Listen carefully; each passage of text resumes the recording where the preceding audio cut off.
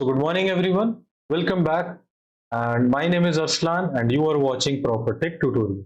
So welcome back to the series of learning siemensnx from beginner to pro, and today we will be starting the part that is assembly constraints overview, that is part 29 of our lecture.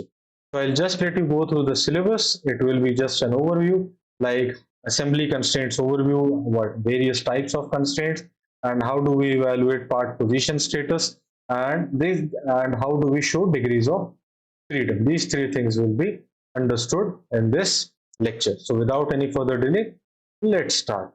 Now, in order to understand what are the various types of constraints, what you have to do is that you just need to click on the assembly constraints button, and you will see that there are various types of constraints available over here and available over here. So this is a touch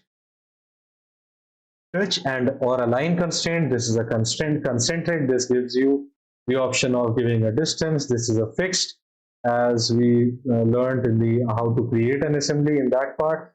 This is parallel, this is perpendicular, this is align log, this is fit, this is bond, and this is bond is like something when you want to bond that particular thing. We will study about each of them separately, don't worry about that. I'm just trying to classify that. This is a hinge type of align constraint, that is, it is a combination of align and a combination of, what can we say, touch. Touch and align, it is a combination of touch and align, or align and lock. Okay, so this thing slider, it is a combination of align and parallel. It is a combination of that, or align and lock. The next is the combination of cylindrical, and then next is the ball joint, now gear, etc., etc. So these are the various constraints that are available in siemensnx. Pardon me for that. Okay. Now, coming to the next topic as to what is the part position status. So as you see that the resource bar, the assembly navigator, has certain things that are mentioned over here. First is the main assembly. Under the main assembly, there are various constraints that are applied in a chronological fashion. Below the constraints, it comprises of the parts that are in the main assembly. And in case you have a sub-assembly as a component, that will also be available. It will have its own constraints, and it will have the parts that are in that assembly. So this is the resource bar or the assembly navigator section. And once we go to the right side, you see that there is a column which has the name of position, and this allows us to understand or know what is the part position status.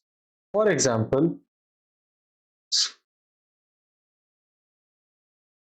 there is this threaded board. So what I will do is that I will just use the assembly constraints. I will select the touch align, I will select the align, I will select the axis of this, and I will select the axis over here. I will just, okay, it is normal. I will just take it little bit up. I will click on apply, and I will close the dialog box. So the thing which I want to let you know is that the part position status are basically of four types. First is fixed, that is represented by this symbol.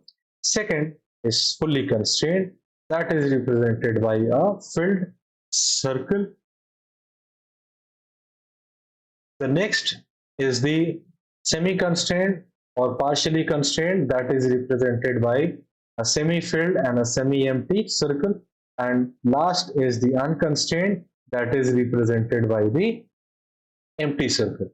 Since IC engine is not fully constrained, it has some of the partially constrained parts, so that is why it is showing as unconstrained.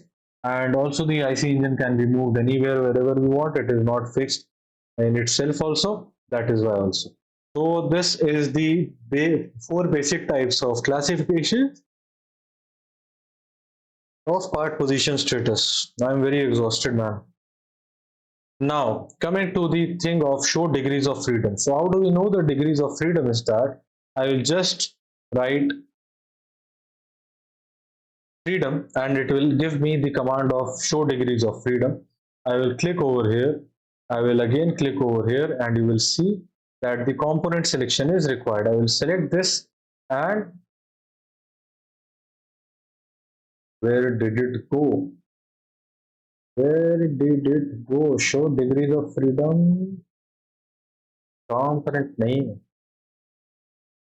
Okay, I selected a fixed part, that is why. So now I am selected another part that is not fixed, and you can see that the degrees of freedom are shown in this manner. That it can be moved in which fashion? In this fashion. It cannot be moved in this fashion. It cannot be moved in this fashion, and it can be moved in only this direction. So it has one translational or linear degree of freedom and one rotational degree of freedom along the z-axis or about the z-axis. So this is the method of knowing the degrees of freedom. If you want, you can know the degree of freedom for this crank also. Let us know the degrees of freedom of this object. It will not have any degrees of freedom. Let us have the degrees of freedom for this particular nut. It will not have any degree of freedom. I don't know, because it is constrained to the fixed object. Let us see this.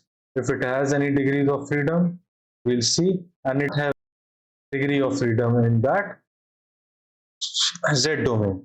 Okay, now if I try to check this as the degree of freedom, I will just click on degree of freedom. I will click over here, and you can see that it has the degrees of freedom in all the four directions. So because I want to keep the assembly, so that is because I want to keep the assembly in a manner that it is able to show me the particular movement of this assembly of an IC engine. That is why it is showing some types of degrees of freedom that are not actually accurate. So that is the only reason. So I want to keep it moving, that is why it is like this. But if I will keep it like a static assembly, a proper assembly with all the constraints, a fully constrained assembly, then it will not be showing any irrelevant constraint. So that is something which you need to understand. So it is not something to be worried about. It is only that because of my motive, it is showing some sorts of things that are not currently present. It might be 0.1 or 0.2 mm, but that is not something which will impair any visual or graphics. Okay, now, so what are the things which are remaining in the assembly constraint overview? Nothing. So we learned about the assembly constraints, types, and evaluate part position status, and how to show the degrees of freedom. So in the next lecture, we'll be learning about the touch constraint, align constraint, and infer center axis constraint. So till the next time we meet, goodbye.